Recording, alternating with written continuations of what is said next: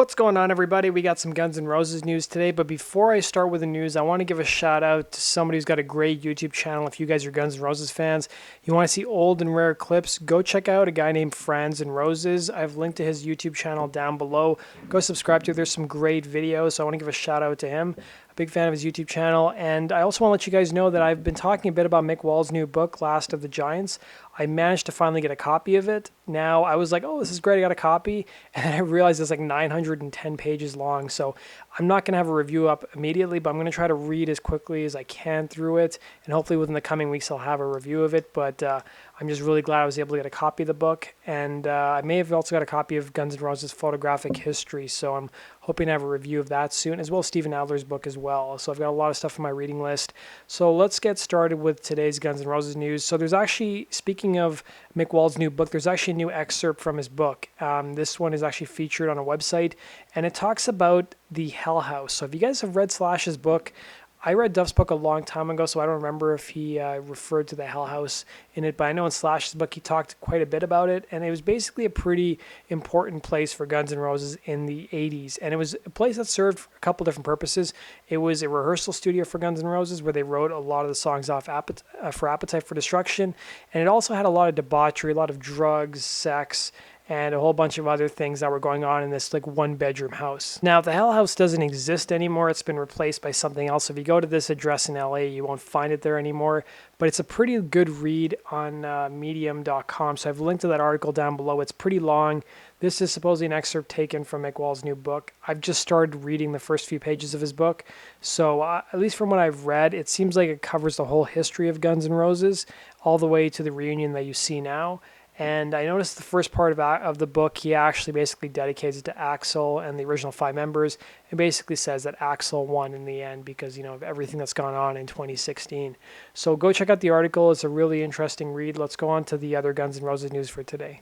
So as you guys know, Tommy Stinson's been doing a bunch of interviews in 2016 where he talked about the Guns N' Roses reunion. He did another interview with the Illinois Entertainer, and the topic of Guns N' Roses came up. And he talked about how he sparked the Guns N' Roses reunion despite the deep wounds that existed between the past members. And I think he's pretty much correct, and I think a lot of people would agree that, you know, had Tommy Stinson maybe not decided to play with the replacements and allow Duff to come back and play with Guns back in 2014, who knows even if a Guns N' Roses reunion would have even happened in 2016, but thankfully it happened. So here's what he had to say about it. He said, "I never thought it was going to happen," referring to the Guns N' Roses reunion.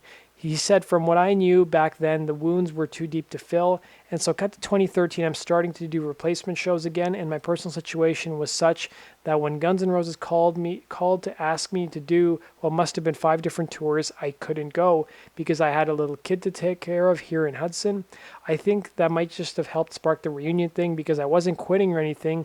It's just I couldn't. The replacement weekend gigs were good enough for me to live on. I wasn't able to tour for Guns, but I also didn't need to at the time, so I think that kind of pushed it more than anything. If you ask me, just my lack of being able to." He also talked about attending some of the Guns N' Roses reunion shows. He saw a couple shows, including the one in Kansas and the Philly show. He said they looked like they were having an effing ball and a successful tour, and it's good for all of them. So, you know, Tommy's been really positive about the whole Guns N' Roses reunion thing, and he seems like a pretty cool dude. I don't know if you guys remember, I actually was on a plane with Tommy Stinson back in 2013, and when he was playing some of these replacement shows. And if you guys want to read the entire article with him, I've linked to it down below. Let's go into our final piece of Guns N' Roses news. Somebody on the Guns N' Roses forum posted this video they created. It's basically a compilation of Axl Rose's dance moves for 2016. So it covers the AC/DC shows he did and the Guns N' Roses show. So I've linked to the video down below. You guys can go check it out. And we've got one final thing I wanted to let you guys know about. So on the My GNR forums, there's this new video that appeared on Instagram. It was obviously from Guns N' Roses reunion tour.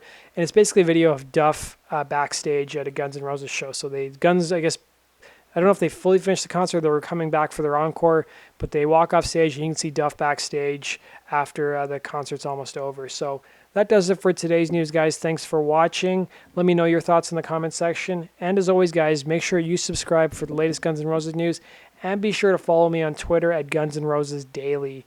Take care, guys, and have a good one.